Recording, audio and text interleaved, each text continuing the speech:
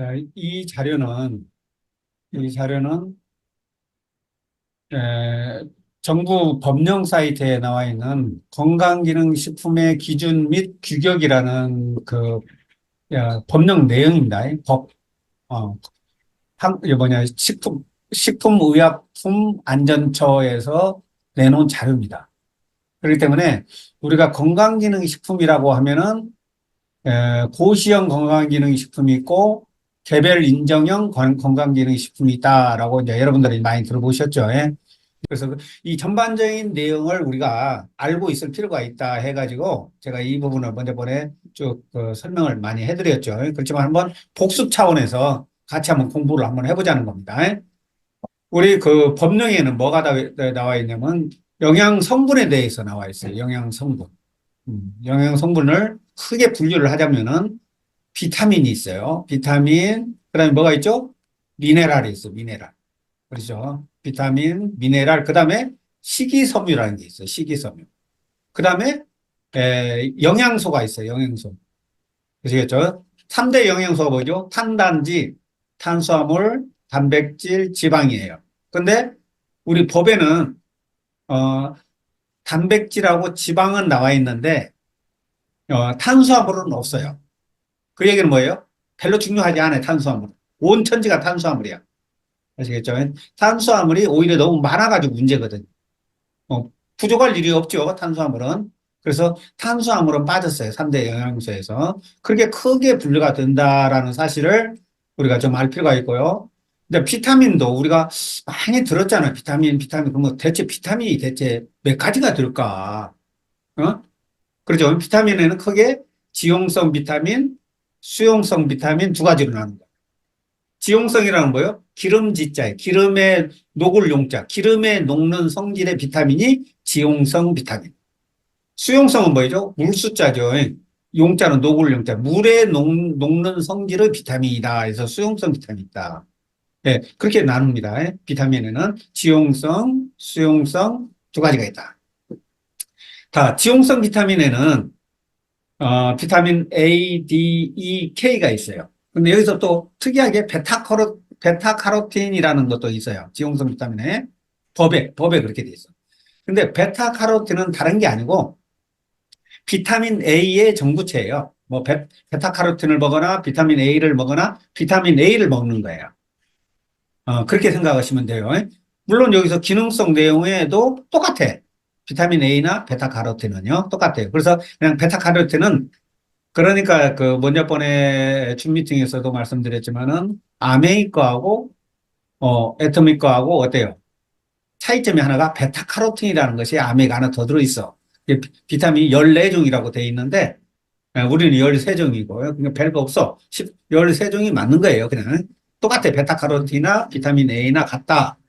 이렇게 생각하시면 됩니다. 그래서 비타민 A, D, E, K가 지용성 비타민이다. 이렇게 아시면 된다는 거예요. 자, 이거는 기름에 녹는 거예요. 지용성 비타민. 우리가 생각할 때 지용성 비타민을 많이 먹으면은 별로 안 좋다. 이렇게 우리가 또 그렇게 배웠던 측면이 있어요. 근데 사실은 그렇지 않습니다. 지용성 비타민 많이 드셔야 돼요. 간에 축적이 될 정도로 먹으려면요. 엄청난 양을 먹어야 돼.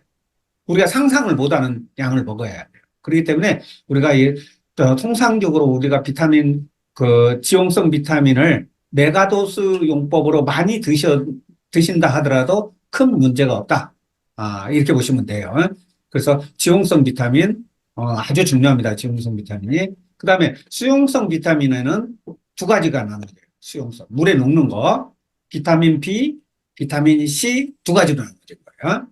자, 비타민 B는 종류는 뭐예요? 비타민 B는 8가지 비타민이 있어요. 8가지. 비타민 B에는 8가지 비타민 B가 있고 비타민 C가 있다. 이렇게 보시면 돼요. 이게 수용성, 물에 녹는 거예요. 그런데 이게 수용성 비타민, 수용성 비타민에는 비타민 B1, 2, 3이 있고요. 비타민 B1, B2, B3가 1, 2, 3이 있어요. 비타민 B4는 없어요. 비타민 B5, 6, 7이 있어요. 그 다음에 8은 없어요. 비타민 9하고 12가 있어요. 그럼 8가지야. 다시 우리가 한번 머릿속에 연상을 해보자고. 비타민 B 1, 2, 3, 4가 없다 했죠? 그 다음에 5, 6, 7, 8은 없어요. 9하고 12가 있다. 어. 근데 이제 이것은 이제 또 별명들이 많이 있다겠죠. 별명들이. 비타민 B1을 뭐라고 하죠? 티아민. 거기서 이제 같이 따라서 한번 해보세요. 티아민. 티아민. 우리가 우리 어떤 성분표나 이런 데를 보면은 티아민이라고 써져 있다고. 그게 비타민 B1이거든. 아시겠죠? 아, 이게 비타민인지 뭐인지 구분이 안 됐던 것을 우리가 다 알 수가 있어. 비타민 B1은 뭐라고? 티아민. 입으로 한번 따라서 하셔야 돼. 티아민. 예, 티아민. 비타민 B2는 뭐요? 리보플라빈. 리보플라빈. 예? 리보플라빈. 그냥 설명서에 그 영양소 이렇게 어떤 제품에 보면 리보플라빈 써져 있다고. 그게 비타민 B2라는 겁니다. 예? 그다음에 비타민 B3을 뭐라고 하냐면 여러 가지 이름이에요. 나이아신, 또 니코티닉 애시드 이제 영어로 돼 있는데 이거 니코틴산이라고 보통 써 있어. 니코틴산. 어떤 데는 뭐예요? 니코틴산 다른 영어하고 붙어 있는 것도 있어요. 니코틴 뭐 칼슘, 니코틴 마그네슘 이런 식으로 니코티닉 마그네슘 예? 이런 식으로 붙어 있을 수도 있어. 근데 아무튼 니코틴산이 뭐냐면 나이아신, 니코틴산, 니코틴 아마이드라고도 합니다. 니코틴 아마이드. 이거는 뭐예요? 비타민 B3이란 말이에요. 비타민 B3. 자, 그 다음 비타민 B5는 뭡니까? 이거는 판토텐산. 따라서 해야 돼요. 입으로 막 해보셔야 돼요. 이 입으로 익숙하지 않으면은 안 나와. 그리고 귀에 잘 안 들어와. 예. 판토텐산. 한번 따라서 한번 보세요. 판토텐산.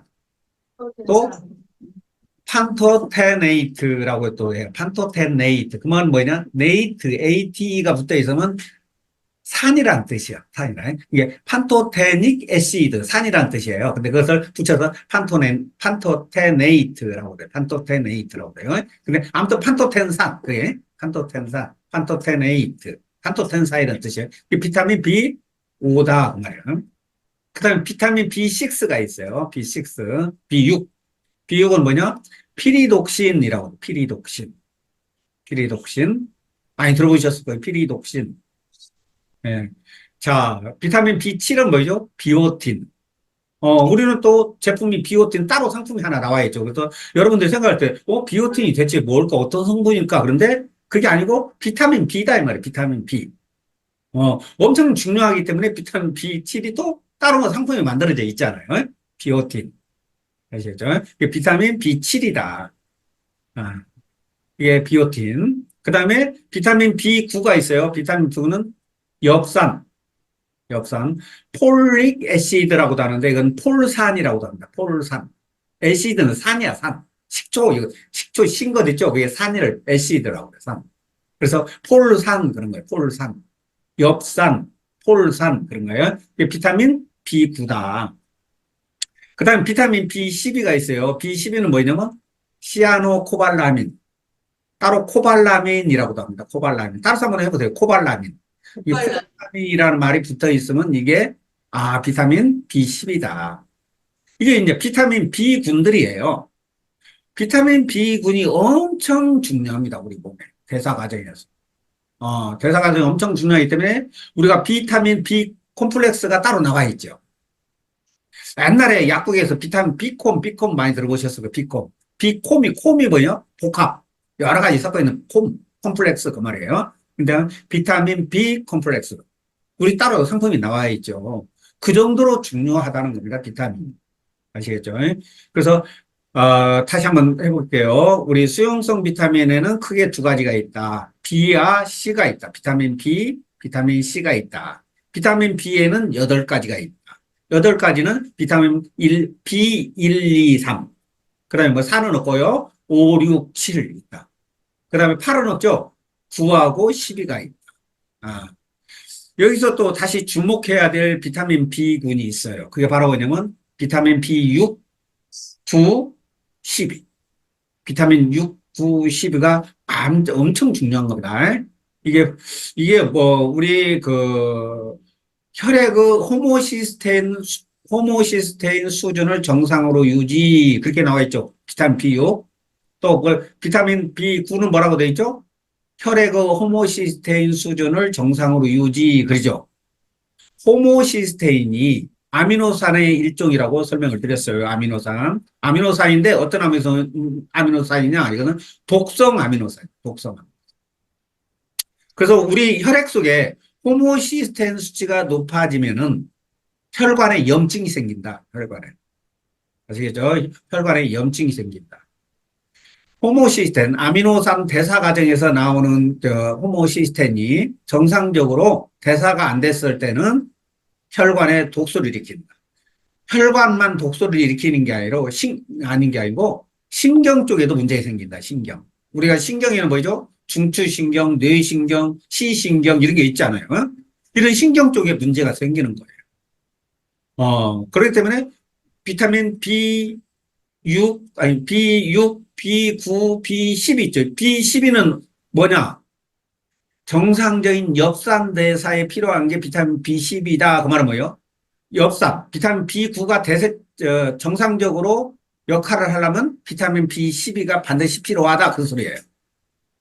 이게 다 엮어져 있어. 사실은 비타민 B1, 2, 3부터 해갖고 8가지가 다 엮어져 있거든요. 그렇지만 제가 지금 방금 설명드린 핵심적인 비타민 6, 9, 12는 엄청나게 중요하다.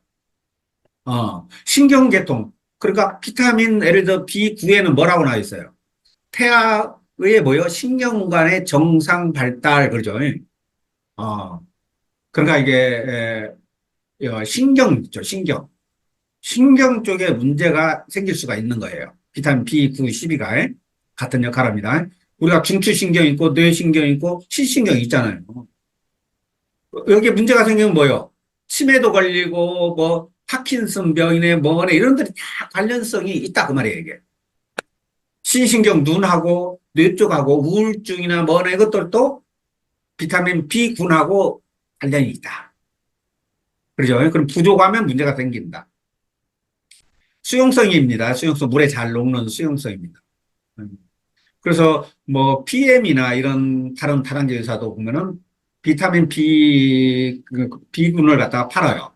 하는데 안정인 메가도스로 고함량입니다. 고함량. 그래서 많이씩 먹어도 관계가 없습니다. 이게. 그래서 우리 비타민 B 콤플렉스를 좀 꼭 챙겨서 드시기를 부탁을 드립니다.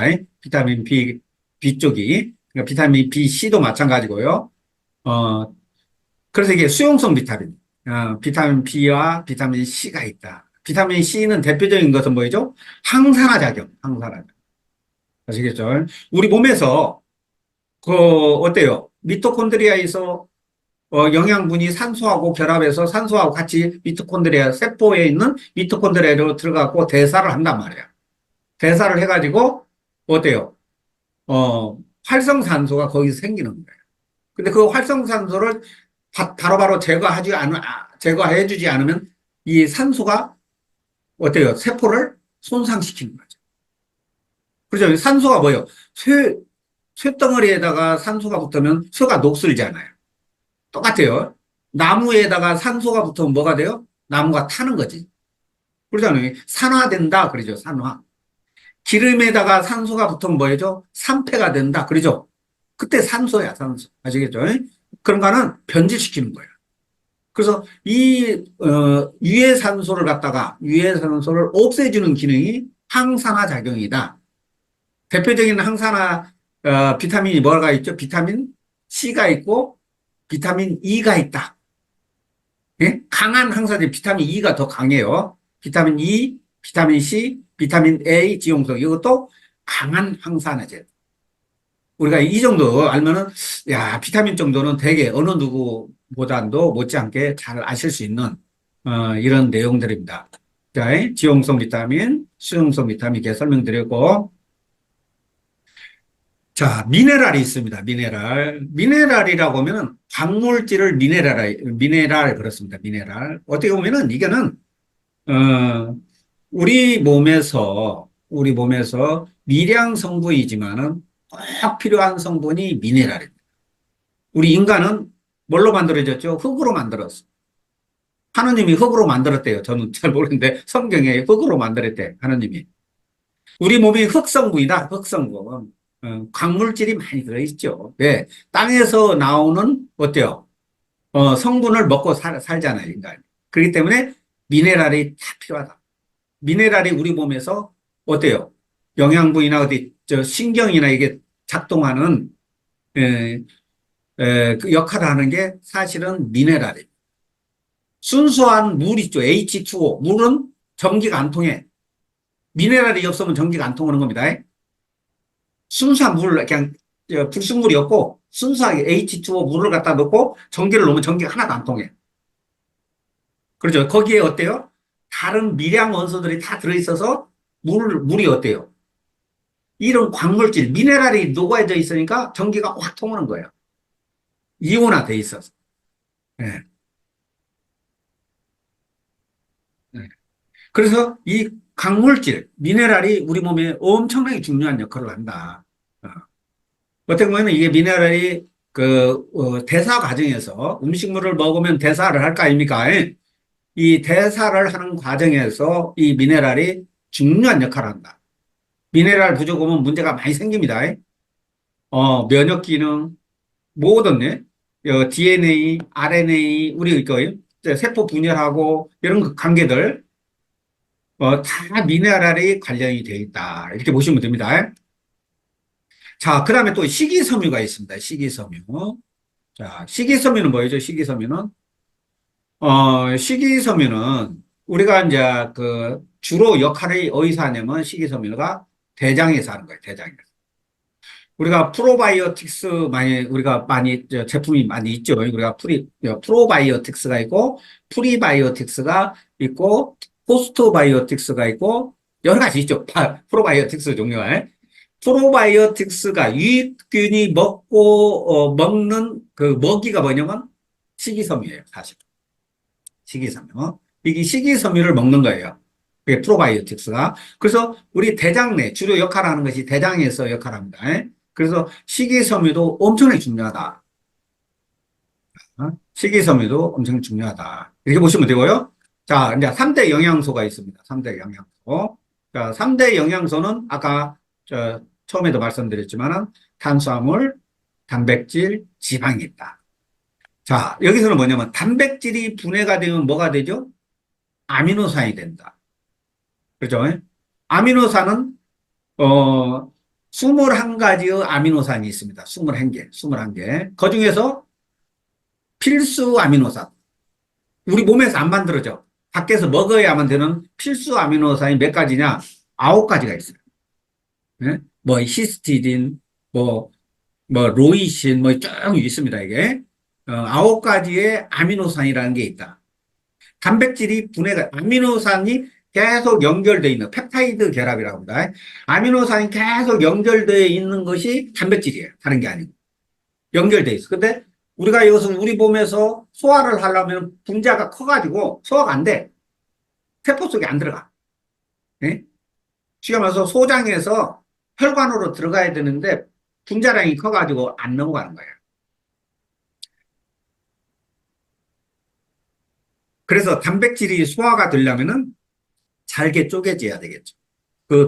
쪼개면, 단백질이 쪼개지면 뭐냐면 아미노산이 되는 거예요. 알겠고? 근데 우리가 이제 법에서는 뭐라고 돼 있냐. 단백질의 품질을 결정하는 거예요. 그러니까 무슨 얘기냐면 그러니까 건강기능식품으로 인정을 하려면은 9가지의 아미노산이 있어요. 구성 비율 표가 제가 옆에 있습니다. 그램당 몇 미리그램 이상 들어가야 된다고 쭉 나와 있죠. 이 9가지 아미노산 중에 들어간 프로테이지가 가장 적게 된 프로테이지가 아미노산 스코어, 아미노산 점수라고 합니다.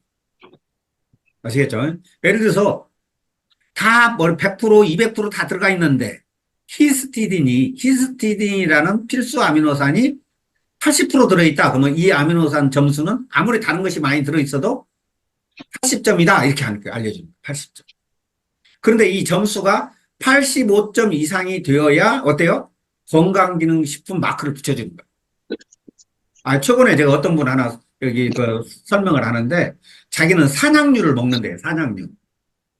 그래서 한번 산악류인데 그게 자기는 건강기능식품으로 알고 그거를 산악류를 먹고 있더라고. 근데 그게는 건강기능식품이 아니에요. 제가 쿠팡에 들어가서 보니까 산악류 이거 팔아. 단백질 이러면서 팔아. 근데 제품에 뭐예요? 그거 보면 뭐냐면 기타 가공품 써져 있어.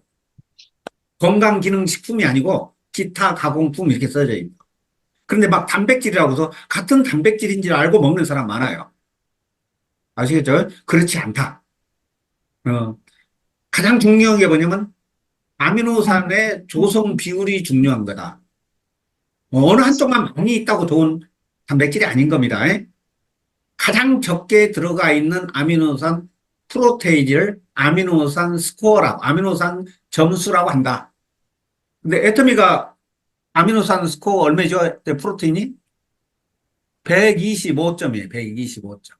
이게 아미노산 중에 필수 아미노산 중에 가장 적게 들어간 것이 우리가 뭐요? 125% 들어있다 그 말이에요. 네. 그럼 원래 엄청 좋은 거잖아요. 그러죠? 엄청 좋은 우리가 프로테인이다. 그래서 자신 있게 권유해도 된다. 그래서 이게 단백질 분야만 해도 이게 다 공부할 자료가 많이 있지 않나요? 자, 필수 지방산 그랬죠. 필수 지방산은 뒤에서 제가 조금 설명을 드릴게요. 리놀렌산이 있고 리놀레산이 있고 그렇습니다. 물론 이제 지방에 대해서는 여러 가지 종류가 있는데 이 부분은 제가 이제 다음 화면에서 이제 하기로 하고 제가 화면을 다시 띄우겠습니다. 자, 자, 우리가 3대 영양소를 먹으면은 소화 흡수가 되겠죠. 흡수가 되겠죠. 가장 중요한 게 뭐냐면 영양소가 우리 몸에서 흡수하려면은 바로 흡수가 안 돼. 예를 들어서 우리가 밥을 먹잖아요. 그럼 밥풀이 혈관으로 들어가는 거 아니잖아요. 어떻게 해야 돼요?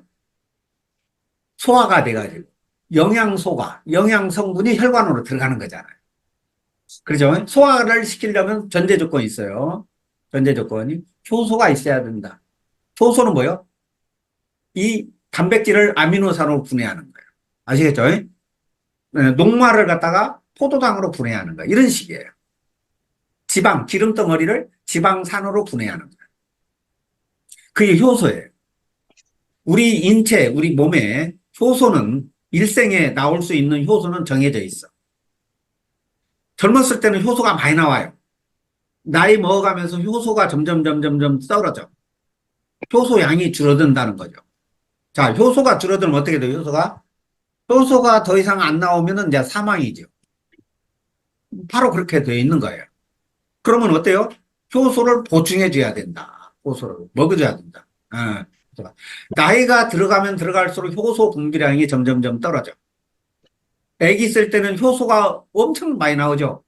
효소가 너무 나오니까 어때요? 입에서 침이 뭐요? 줄줄줄 흐르니까 뭐요? 턱받이까지 만들잖아.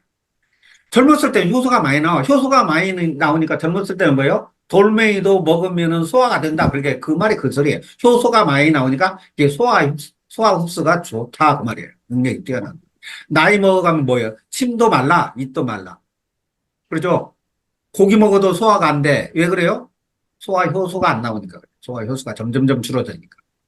그래서 소화 효소를 꼭 권유를 해 주시라. 특히 고령화 사이가 되죠. 우리가 소화 효소가 같이 보충을 해줘야 돼. 우리 좋은 소화 효소가 나와 있죠. 파인자임. 11가지의 효소가 있어요. 효소가. 그래서 꼭 효소를 먹어야 된다. 자, 우리가 각 입에서는 뭐가 나오죠? 소화에게 아밀라제 그러죠. 아밀레이스. 턱밑샘, 귀밑샘 막 나오잖아요. 어, 혀밑샘, 턱밑샘, 귀밑샘. 그 다음에 어때요? 이게 위에서는 유액이 나오는 거예요. 유액, 펩신. 그래갖고 이거는 단백질 분해 요소. 그 다음에 우리가 쓸개즙 있죠. 쓸개. 이? 쓸개는 간에서는 만들어집니다. 쓸개즙은 소화 효소는 아닙니다. 소화 효소가 잘 역할을 할 수 있도록 유화작용한다고 그래요. 유화. 잘게 부수는 역할만 해요. 화학적으로 분해는 하지 않아. 물리적으로 쪼개는 역할만 하는 게 쓸개즙이에요. 그 다음에 이자가 뭐죠? 췌장. 췌장에서는 다 나옵니다. 어, 탄수화물, 단백질, 지방을 분해하는 아밀라제, 트립신, 리파제가 다 나오는 거예요. 그게 이자, 췌장이고요. 그 다음에 소장에서도 나옵니다. 말타제, 펩티다제, 그죠? 이런 소화 효소가 꼭 필요하다. 이 말씀을 드리고 싶고요. 자, 소화 효소는 방금 대충 설명드렸죠. 아밀라제, 펩신, 또 뭐 이게 췌장에서 이게 나오고 이런 거 쭉 설명을 드렸고요. 그래서 이제 이 소장을 통해서 음식물이 이제 산소하고 이제 음식물이 이제 혈관으로 들어갑니다. 혈관으로. 혈관으로 온 몸의 전신으로 영양 성분이 들어다니겠죠. 우리가 폐를 통해서 산소가 호입이 되죠. 산소가 들어오지 않은 폐를 통해서 숨을 쉬면은 이 산소가 또 혈관에 들어가는 거예요. 그래, 혈관에 들어가서 이제 산소하고 뭐 하죠? 산소하고 영양소하고 어디로 들어가냐? 각 세포에 있는 미토콘드리아, 세포 속에 들어가는 겁니다. 세포 속에. 세포 속에 들어가고 그 세포 속에 있는 미토콘드리아로 이 영양분하고 들어가는 거예요. 그래갖고 이게 대사가 이루어진다. 이렇게 보시면 됩니다. 이게 세포입니다. 세포. 세포 속에 세포핵이 있고, 요 쪼글쪼글한 주름이 있죠. 이게 바로 뭐냐면 미토콘드리아. 미토콘드리아. 미토콘드리아가 엄청 중요하다. 우리 몸에. 미토콘드리아가 건강하면 우리가 건강한 거예요. 미토콘드리아가 제 역할을 못하면 어때요? 병이 생기는 거예요. 그래서 미토콘드리아가 엄청 중요합니다. 만약에 미토콘드리아가 죽어나가기 시작하면 뭐예요? 뭐 한두 가지, 뭐 수백 개, 수천 가지 정도 죽어난다고 해서 큰 문제는 없어요. 세포 속 하나에 수천 개의 미토콘드리아가 있어요. 세포 하나에. 세포 속 하나에 미토콘드리아가 한두 개가 있는 게 아니고 수백 개, 수천 개가 있는 거예요. 미토콘드리아가 가장 많은 곳이 있어요. 어디냐면 난자에. 난자는 수만 가지의 미토콘드리아가 있어요. 정자에는 미토콘드리아가 거의 없어요. 그래서 미토콘드리아는 모계 유전입니다. 모계 유전. 엄마로부터 나오는 거예요. 미토콘드리아가. 근데 이 미토콘드리아가 건강하지 못하면은 병이 생긴다. 그래서 이 미토콘드리아가 문제가 생기기 시작하면은 뭐예요? 세포가 제 기능을 못해서 뭐가 돼요? 암이 된다. 미토콘드리아. 미토콘드리아가 제 역할 못하면 어때요? 세포가 어때요? 암세포가 된다. 이렇게 보시면 맞습니다. 그래서 미토콘드리아의 역할이 아주 중요하다. 여러분들 생소한 용어입니다. 미토콘드리아라고. 그렇지만 우리 옛날에 배워서 잊어버린 거지만은 우리 옛날에 초등학교 때 실과 시간에 이런 거 많이 배웠어요. 이게 미토콘드리아 세포에 대해 세포 구조, 세포에는 핵이 있고 DNA, RNA, 뭐 리보솜, 리조솜 쭉 배웠던 거예요. 그중 안에 미토콘드리아라는 것이 이렇게 중요하다는 것을 저도 초본에서 배웠습니다. 우리가 영양 성분을 먹으면은 세포 속으로 들어가서 미토콘드리아로 들어가는 거예요. 그 미토콘드리아에서 뭐요? 에너지를 만드는 거예요. 대사도 하고 뭣도 만들어? 단백질도 만들고 기름, 지방도 만들고 다 만드는 게 뭐냐면 미토콘드리아. 에너지 발전소입니다. 이게 에너지 발전소. 미토콘드리아가 발전소니까 여기에 문제가 생기면 진짜 문제가 생기는 거예요. 사람이 죽는 것은 미토콘드리아가 점점 죽어나가면은 사람도 죽는 거라요. 그럼 미토콘드리아가 정상적으로 작동을 하면 뭐요? 사람이 건강하고 오래 사는 거. 그래서 핵심이 미토콘드리아다. 최근에 싱클레어 박사가 쓴 노아의 종말이라는 책이 있습니다. 거기에 보니까 그 핵심이 뭐냐? 미토콘드리아의 역할을 제대로 하게 하는 게 핵심이에요. 그러면 젊어진다는 거죠. 20대 몸으로 200살까지 산다. 그게 뭐 미토콘드리아입니다. 자, 그러면 미토콘드리아라는 것이 왜 중요하냐? 자, 이거예요. 아까 잠깐 설명을 드렸지만은 음식물을 먹으면 그렇죠? 예? 음식물 영양소하고 산소가 어때요? 세포 속에 들어간다 그 말이에요. 세포 속에 들어가서 어때요? 세포 속에 들어가서 미토콘드리아 속에서 다 분해가 이루어지는 겁니다. 미토콘드리아에서. 그렇죠. 미토콘드리아에서 다 대사를 해서, 결국에 뭐가 나와요? ATP라는 에너지가 나와요. ATP가 뭐냐? 우리 배터리 있죠, 배터리. 배터리 다 떨어지면 뭐예요? 전기에다 충전하죠. 그럼 어때요? 막대기 그래프가 올라가죠. 그거 똑같아. 그게 바로 ATP라는 거다. ATP. 자, 포도당 하나가 먹으면은 우리 세포에서 ATP가 38개가 나와. 38개. 아시겠죠? 세포 안에서는 2개가 나오고 미토콘드리아에서 36개의 ATP가 나오거든. 근데 자, 암세포는 뭐냐? 미토콘드리아가 역할을 못해. 그러니까 뭐야? 세포 내에서만 ATP가 2개밖에 못 나와. 근데 암세포가 어때요? 암세포도 많은, 막 자기도 증식을 하고 막 키우려고 하니까 어때요? ATP가 2개밖에 안 나오니까 포도당을 엄청 써먹는 거예요, 엄청. 그래서 암이 걸리면 어때요? 몸이 쫙쫙쫙 말라 들어가죠. 왜 그래요? 주변에 있는 영양소를 다 빨아먹는다니까, 암세포가. 쉽게 말해서 고장난 발전소예요. 고장난 발전소가 암세포예요. 고장난 발전소. 그러니까 그 미토콘드리아가 제 역할을 못 하는 거야. 그러니까 세포 내에서 이 ATP밖에, 두 개의 ATP밖에 생성할 수 없어. 그렇다 보니까 자기는 또 에너지를 많이 만들어 내야 되잖아요. 자기도 분열을 해서 막 키워야 되니까. 그러니까 주변에 있는 영양성분을 다 빨아들이는 거예요. 그게 암세포다.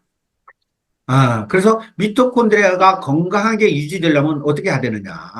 엄청나게 중요하다. 이게 이게 그런 내용입니다. 이게. 자, 그런데 요 어려운 회로를 제가 보내드렸어요. 이거 네? 이것도 뭐요? 패트는 뭐 지방이고, 이거는 뭐요? 카보하이드레이트는 뭐요? 탄수화물, 뭐요? 프로테인, 뭐요? 단백질. 이게 어려운 용어로 한다면 그래. 이게 이제 들어가가지고 어때요? 미토콘드리아에서 이게 대사를 하는 거예요. 이게. 자, 대사를 하는데, 대사를 해서 결국에 뭐가 나온다고요? ATP를 만든다. 자, 우리가, 핸드폰, 배터리에다가 충전을 시키는 것은 뭐예요? 배터리 충전해야 핸드폰이 작동이 되잖아요. 이거 똑같아요. 그 ATP가 그 역할을 해. 에너지를 만드는 거, 에너지. 우리가 밥을 먹고 고기도 먹고 기름기도 먹고 하는 이유가 뭐예요? ATP를 만들려고 한다. ATP를 만들기 위해서 이렇게 하는 거예요. 근데 중요한 게 있어요. 여기서 보면 이게 이제 음식물이 대사하는 과정에서 여기 보면 B123, 비오틴, 어때요? B2, B123, 4, 5, 어때요? 또 시스테인, 철분, 마그네슘 막 쭉 나오죠. 이게 뭐가 필요해요?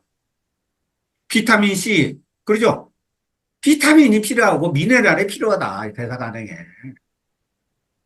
비타민, 미네랄이 부족하면은 어때요? 대사가 안 돼. 이게. 대사가 안 되면 미토콘드리아가 어때요? 제대로 작동을 안 해. 미토콘드리아가 제대로 작동 안 되면 뭐요? 미토콘드리아가 하나, 두 개 고장 나기 시작해. 그럼 어떻게 돼요? 그게 암세포로 변한다. 아시겠죠? 그래서 이 비타민, 미네랄은 꼭 드셔야 한대. 부족하면 안 된다. 비타민, 미네랄. 어, Y 비타민, Y 미네랄. 왜 영양소를 먹어야 되는지가 여러분들이 잘 알고 있어야 된다. 이거를 왜 먹는지를 모르고, 그냥 단순히 우리가 건강해지려고 먹는다. 이렇게 생각하지 마시고, 우리 인체의 대사 과정에서 비타민, 미네랄 엄청 중요하다. 여기서 미토콘드리아에서 제대로 영양성분이 대사를 하려면 뭐예요? 효소 제대로 먹어가지고 어때요? 밥이나, 고기든 지방, 기름기나 이런 것들이 잘게 쪼개져야 여기서 제대로 영양성분이 들어올 거 아닙니까? 그러죠? 그러니까 효소 잘 드셔야 되고, 그죠?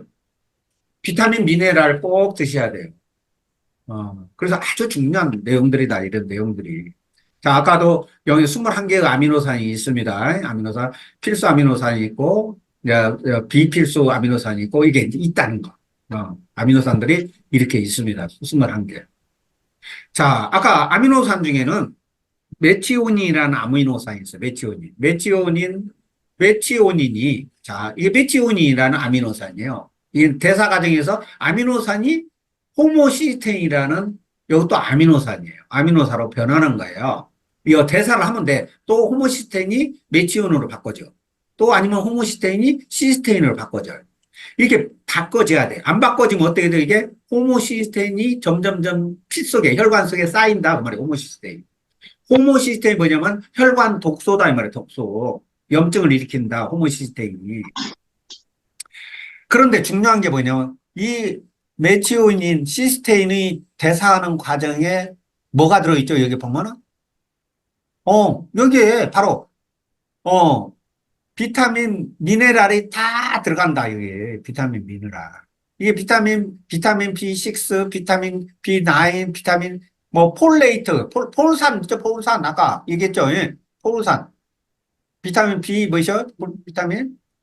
다 우리가 배웠던 거지 않냐, 이 말이지. 이런 게 다 들어간 거예요. 그러니까 이 부족은, 비타민, 미네랄 부족은 문제가 생기는 거예요. 혈관 독소가 다 관련성이 있는 거예요. 자, 우리가 그 포화지방산을 먹으면은, 포화지방은 뭐죠? 상온에서 고체가 되는 게 포화지방이에요. 상온에서. 소기름, 돼지기름 어때요? 상온에서 굳잖아요. 굳어. 그러면 상온에서 굳는 기름을 먹은다고 해서 혈관에 있는 혈관이 기름기로 낀다. 우리가 그렇게 알고 있는 거예요. 잘못 알고 있는 거예요.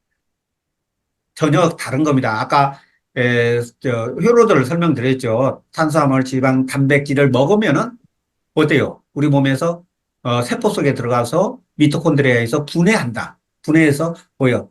ATP를 만들어낸다. 그랬다고 했잖아요. 그렇다고 소기름을 먹는다고 혈관에 소기름이 끼는 것이 아니다. 아시겠죠? 어떤 사람은 이거 포화지방이니까 계란에 노른자는 버리고 먹는다. 이렇게 콜레스테롤 때문에 그런다면 그게 아니다. 우리가 잘못 알고 있는 부분들이 많이 있습니다.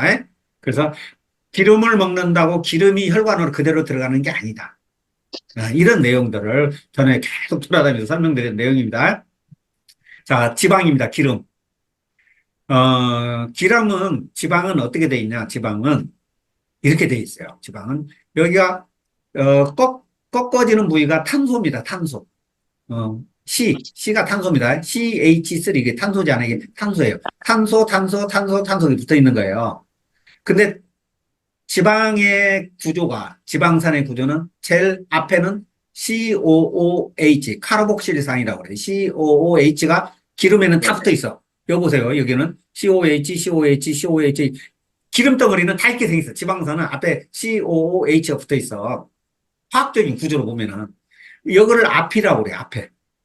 앞에. 여기는 뒤요, 뒤. CH3 똑같잖아요. 앞에는 COOH. CH3는 뭐예요? 뒤야, 뒤. 앞에를 뭐라고 하냐? 알파라고 그래, 알파. 뒤에는 뭐예요? 오메가 그래요. 성경에 나오더만. 나는 알파요, 오메가니, 그러더만, 알파요, 오메가니. 교회에다 알파, 오메가 써져 있더만. 앞에 알파는 시작이고, 오메가는 끝입니다. 그러죠? 그래서, 이제, 끝에서부터, 아시겠죠? 끝에서부터 탄소 번호가 있어. 1번 탄소, 2번 탄소, 3번 탄소 이렇게 있는 거예요. 아홉 번째 탄소가 이중결합이 되어 있으면 여기를 뭐냐면 오메가9이라고 그래요. 오메가9. 아시겠죠? 또 탄소 여기 번호입니다. 오메가. 그래서 오메가9 그래요. G부터 시작하니까. 여기는 뭐 탄소 몇 번이에요?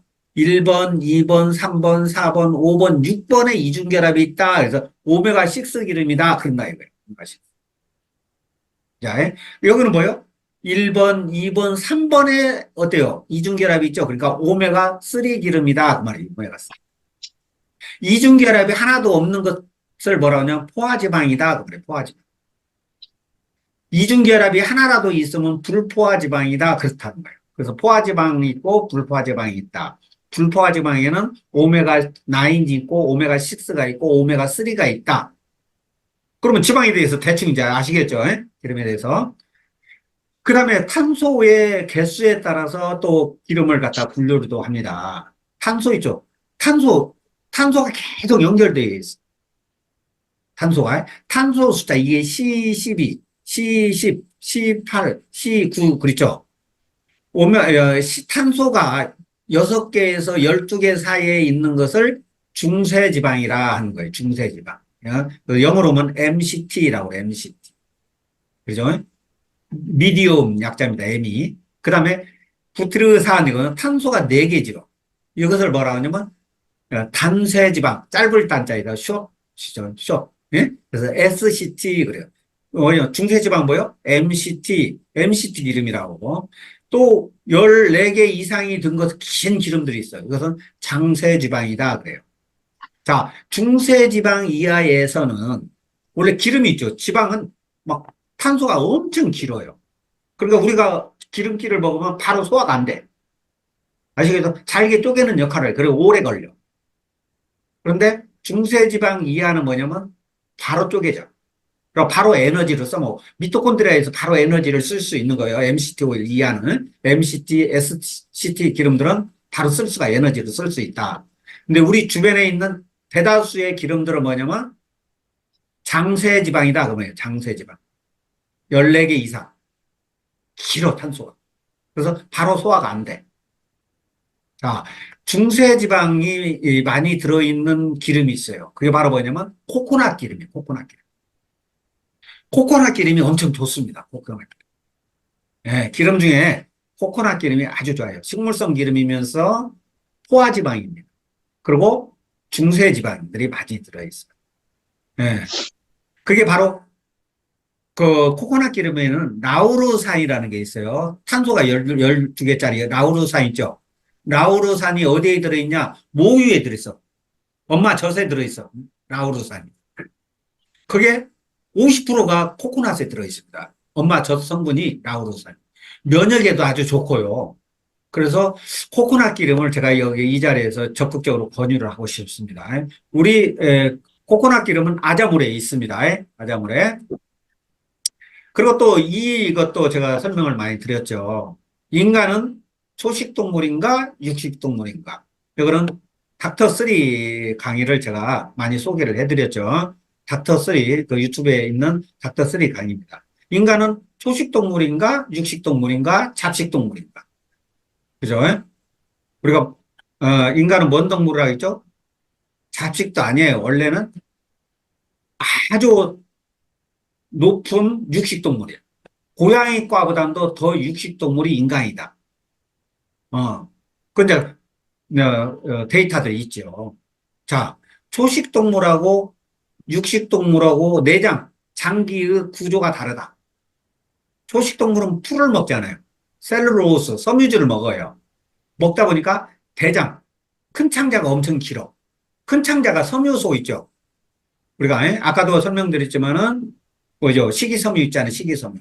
식이섬유가 역할을 하는 게 대장입니다. 대장. 주로 대장에서 역할을 하죠. 그러니까는 초식 동물들은 대장이 길어. 그 다음에 뭐요? 소장이 짧아. 작은 창자가. 그 다음에 또 특이하게 뭐요? 맹장이 길어. 맹장이 섬유질을 갖다가 소화하는데 필요한 게 뭐냐면 맹장입니다. 맹장. 근데 인간은 어때요? 맹장이 퇴화되어 있어. 저도 맹장을 떼어냈는데 맹장 떼어내도 아무 이상이 없어. 맹장 떼어내도 없어. 그렇죠? 인간은 어때요? 대장은 짧아. 소장은 길어. 아, 이걸 증거로 봤을 때, 아, 인간은 육식동물이지 않느냐라는 결론을 낼 수가 있고요. 자, 또, 말 있죠, 말. 말은 쓸개가 없대요. 말이. 노루, 사슴, 말, 얼룩말, 낙타, 기린, 코끼리, 코뿔소, 쥐, 초식동물들이에요. 초식동물들은 어떤다고요? 초식동물들은 쓸개가 없어. 기름기. 원래는 쓸개가 뭐냐면 지방 성분이죠. 기름기. 기름기를 소화하는데 필요한 게 쓸개거든요. 쓸개즙이 나오는 거잖아요. 쓸개즙은 소화 효소는 아니라고 했죠. 소화 효소가 작동하기 좋도록 특히 지방질 같은 건 소화 흡수가 어려워. 탄소가 길어. 탄소가. 아까 보셨지만 장쇄 지방들이 주로 기름이 탄소수가 긴단 말이에요. 그렇기 때문에 바로 소화 흡수가 안 돼. 그래서 뭐예요? 쓸개에서 나오는 쓸개즙이 있죠. 담즙이라고. 담즙. 쓸개즙이 나와가지고 기름을 먼저 소화 효소가 작동을 하도록 잘게 쪼갠다고. 그 역할을 하는 게 쓸개즙이다. 근데 어때요? 풀 먹는 짐승들은 뭐 기름기를 먹는 건 아니잖아요. 섬유질을 먹잖아요. 그렇죠? 그러니까 쓸개가 필요가 없어. 쓸개가. 쓸개가 필요 없는 거예요. 그래서 이런 초식 동물들은 쓸개가 없는 거예요. 있더라도 다 퇴화가 돼 있어요. 담낭이 있더라도 작거나 아주 기능이 약하다. 그런데 어때요? 자, 여기 보시면은, 어, 고양이과 동물은 쓸개가 어때요? 고양이는 어때요? 육식 동물이잖아요.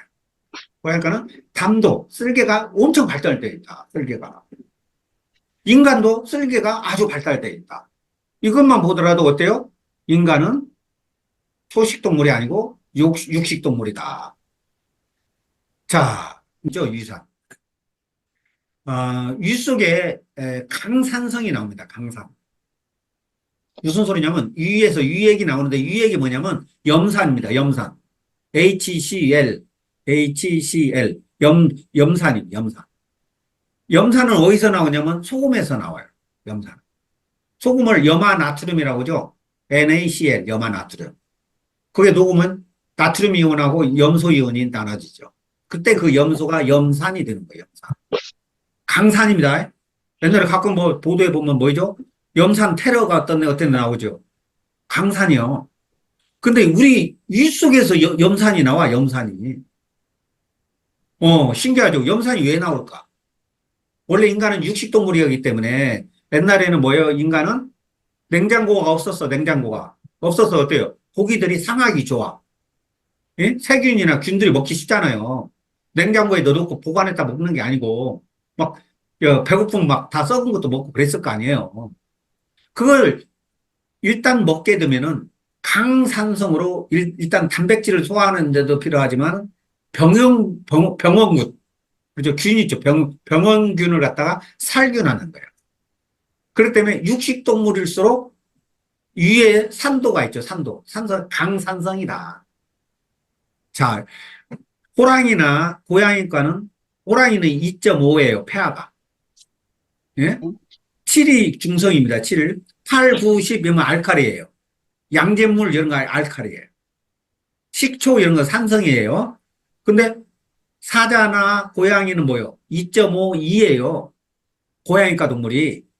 근데 인간은 뭐요? 1.5. 더 강산이야. 열이 갈수록 더 센 산성이거든. 가장 산성이야. 고양이과 사자나 호랑이나 고양이보단도 더 강한 육식동물이다. 결론이 뭐요? 고기 드셔야 된다. 고기 드셔야 된다. 아시겠죠? 예. 원래는 그 인간이 육식동물이었기 때문에 농경사회 이전, 그러니까 4만 년 전 옛날 유적지나 이런 거 보면은 인간 두뇌가 있죠? 농경사회 이후에 현대인하고 보면은 뇌가 엄청 커.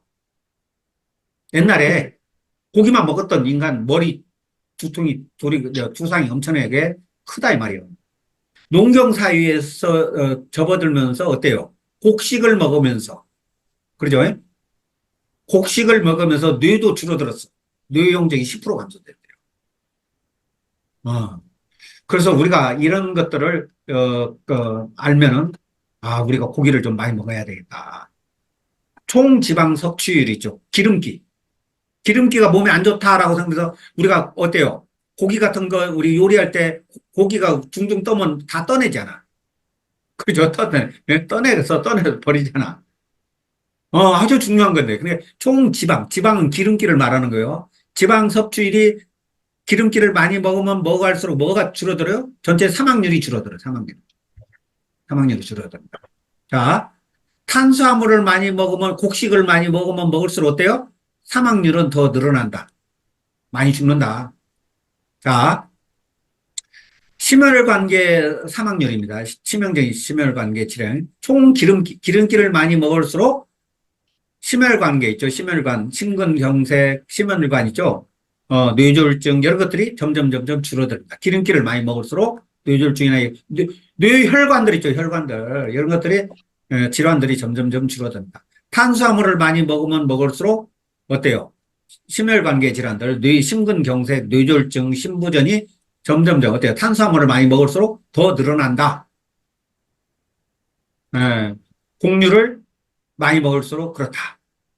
요거예요. 포화지방 섭취가 늘어날수록 사망 위험은 낮아진다. 이런 내용이고요. 이런 전부 다 그런 내용입니다.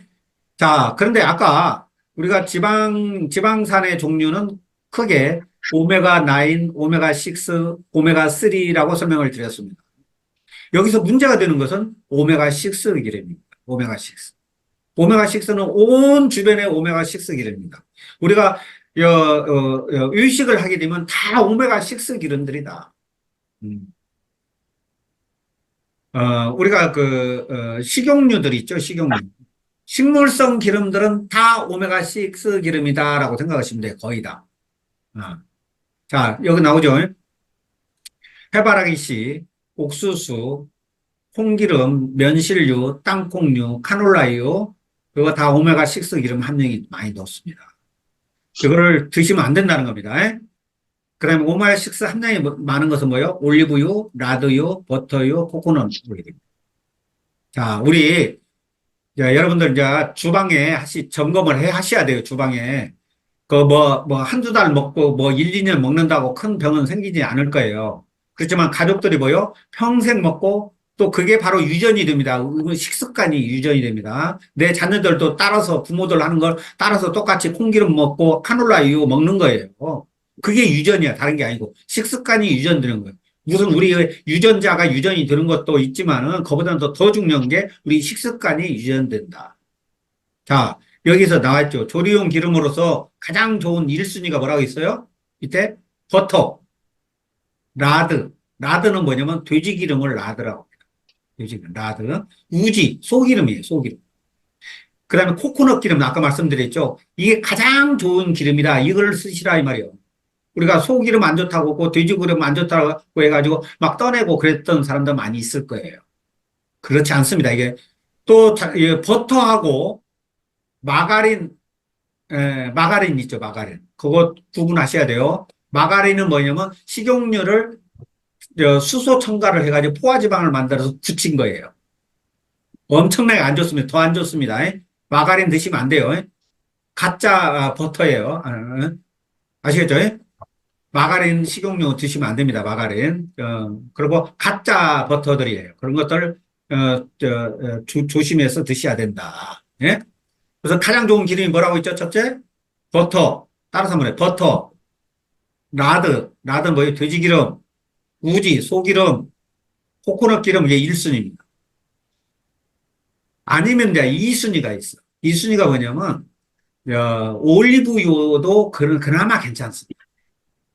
그 다음에 아보카도유도 그나마 괜찮아요. 이거는 불포화지방입니다. 이게 불포화지방. 아까 제가 1순위로 말한 것은 다 포화지방들이에요. 포화지방. 변질이 안 돼요. 잘. 1순위 이게 포화지방은 잘 변질이 안 돼요. 불포화지방은 산패가 잘 돼. 그러니까 올리브유, 아보카도유를 드실 때의 주의사항은 산패가 잘 되니까 엑스트라 버진유 또 생산된 일자 확인하시고 오래 두면 안 돼. 산패가 됩니다. 그런 전제하에 2순위에 올라간 겁니다. 올리브유나 아보카도유. 올리브나 아보카도유를 드시려면 선도가 중요합니다. 그리고 또 뭐라고 했죠? 한 번 짠 거. 냉합차. 그게 뭐래요? 엑스트라 버진유입니다. 엑스트라 버진유를만 쓰시고 나머지는 어떻게 들어있어요? 여기서 나머지는 쓰레기통에. 우리 주방에 있는 기름들 다 정리를 하셨으면 좋겠어요. 그래서 아까도 말씀드렸지만은 그 아미노산 설명드렸죠. 호모시스테인, 혈관 독소가 있습니다. 혈관 독소. 그래서 혈관 독소가 쌓이는 것을 조심하자. 그거는 뭐냐? 아까 매치원이 설명에서 나왔죠. 비타민 B군들 잘 드셔야 됩니다. 자, 이거는 이제 무슨 데이터냐면, 코코넛 기름을 먹기 전에 치매 환자한테 시계를 그려보라 했어요. 시계를 그려보라 하니까 이게 시계를 그린 겁니다. 이게 치매 환자입니다. 치매 환자. 근데 코코넛 기름을 14일, 그러니까 2주 동안 먹었어요. 2주. 2주를 먹으니까 대충 조금 그렸어. 코코넛 기름을 37일 먹으니까 시계 같은 그림이 들어있어. 그래서 아까 제가 코코넛 기름이 아주 좋습니다. 식용유로서 적극 권장하고 싶은 것이 제가 코코넛 기름을 제가 말씀을 드리는 거예요. 주방 기름 있죠? 식용유 정리를 꼭 오늘 들어가셔서 좀 해주셨으면 좋겠어요. 식용유 다 버리세요. 그리고 아까 제가 말씀드렸던 식용유를 드셨으면 하고 제가 부탁드리고요. 자, 됐어요. 막 끝으로 내려가야 된다. 이렇게 배웠어. 그래서 어때? 위에 먼저 가입을 했는데 활동을 안 해. 옛날에 좀 활동하다가 그만 들어가 버렸어. 그러면 미워 죽겠어. 그러잖아요? 그러니까 이 사람을 탈퇴 내비두어. 탈퇴할 때까지. 그래갖고 이 사람을 뭐요? 저 이 활동하는 사람 밑에다 붙여. 그러면 이 사람 활동을 갖다가 활동 안 해. 여기서 활동하는 사람 여기서 활동하고 있는. 살려놓으셔야 돼요. 이 사람들. 살려놔야 돼. 왜? 여 밑에서 활동하게 하면서 움직이면서 이 사람도 살려내야 돼. 이 사람도 활동하게 해야 돼. 아니, 내가 죽은 이후에 활동을 못하면 다음 세대에서라도 활동하게 만들어야 돼. 무슨 얘기냐? 쉽잖아, 이 사람 사업하기가. 그러잖아. 왜 죽이냐고, 이거 살려야 된다. 이 말을 꼭 내가 부탁을 언제부터 내가 하고 싶었는데, 이 말씀을. 왜 그러냐면, 이 사람들도요, 한때는 가입을 했어. 가입을 하고 활동을 하다 들어갔어. 그렇지만은요, 언젠가 현재 사정에 의해서 나중에 나올 수 있는 거예요. 이 사람들을. 이 위치 하나 만들려고 얼마나 힘들어요. 그러잖아. 여기서 움직이면서 이 사람들도 다 나오게 만들어내려고 해야 돼요. 그래야 진정한 의미의 드라이빙 뎁스의 개념이 맞는 거예요. 이거를 우리가 다시 한번 우리 사업에 진행하는 방법을 우리가 하나는 알고 줄은 모를 수가 있습니다. 그래서 다시 한번 우리가 점검할 필요가 있어요. 위에 가입되어 있는 사람 탈퇴시키지 마세요. 하고 그 자리에서 할 수 있도록 하세요. 어? 물론 여 밑에 B쪽 라인으로 가입돼서 여기서 있는 사람이 있어요. 이 사람 활동을 하지 않는데. 들어가 버렸는데. 끝났네. 근데 이거는 놓아주고 있으면 내가 봐줄 수 없지. 그런 경우는 이제 탈퇴해서 내려올 수는 있지만은 그냥 원줄의 라인에 가입되어 있는 사람, 현재는 활동하지 않지만은 그냥 있던 사람도 살려놓으시라고. 엄청난 큰 일을 또 할 수가 있는 거야. 여기 애터미 사업하다가 가끔 스피치 하신 분, 성공하신 분들은 그러죠. 내가 몇 년 동안 스폰서가 막 애터미를 하라고 해서 했는데도 콧방귀를 끼고 채워보지도 안 했다가 어느 날 보니까 한쪽만 하면 된다라는 사실을 들고 그때부터 나와가지고 바로 뭐예요? 국장이 되고 본부장이 되고 했다는 사람 나오잖아요. 그러죠. 그 사람이 뭐 그냥 해가지고 그 금방 나왔는데 본부장이 되고 국장이 되고 그랬겠어요. 한쪽이 됐으니까 나왔지. 그러잖아요. 그런 리더감이 있을 수도 있는 거예요. 그렇지만 그러니까 절대 포기하지 마시라. 그래서 옆으로 계속 나가주어야 이렇게 풍성한 나무가 되잖아요. 그래, 풍성한. 그렇잖아요. 이게 풍성한 나무가 되어야 밑에 실 그늘도 만들고 이게 만들어지잖아요. 이렇게 만들어야 돼요. 그래서 조금 미흡지만, 뭐, 미흡잖아. 이게, 먼저 가입돼갖고, 할 듯 말 듯 하다가 들어갔어. 그래가지고, 콧방귀도 안 껴, 물건도 안 써. 이게 미워 죽겠어. 이게 탈퇴시키고 밑으로 내려왔어. 밑에 내려온다고 되는 일이 아니다. 이 사업의 핵심이 그거예요. 드라이빙 데스만 필요한 게 아니에요. 네? 위드스, 폭을 넓혀야 돼, 위드스. 폭이 있죠, 폭. 드라이빙 위드스, 드라이빙 뎁스, 그렇습니다. 두 가지가 있는 거예요. 이거 잘 모르고 사람들이 드라이빙 뎁스만 알고 있는 거예요. 드라이빙 위드스, 위드스, 폭을 넓히라는 말을, 이게 잘 모르는, 알지 못하고 그렇게 하는 경우가 있습니다. 그래서, 우리는 하여간, 제가 장시간, 애터미, 하여간 제품 설명, 여러 가지 제가, 거의 1시간 이상을 제가 설명을 드렸는데, 올해 여러분들 하여간 고생들 많이 하셨어요. 애썼고 많이 고생하셨는데, 하여간 다시 용기를 내서 힘을 내서 내년에 아마 좋은 성과를 낼 수 있도록 우리 같이 저도 열심히 뛸 테니까요. 같이 힘을 합쳐서 내년에는 진짜 좋은 센터도 여러 개 나오고 그러죠.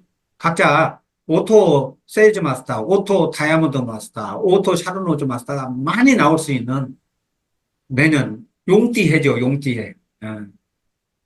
내년가 용띠해가 뭐죠? 갑진년이니까 내년 갑진. 갑은 뭐냐면 색깔로 얘기하면 푸른색입니다. 푸른 용입니다. 푸른 용. 푸른 용. 갑진년 푸른 용해 용처럼 그냥 승천하고 높이 올라가는 좋은 해가 됐으면 좋겠습니다. 제가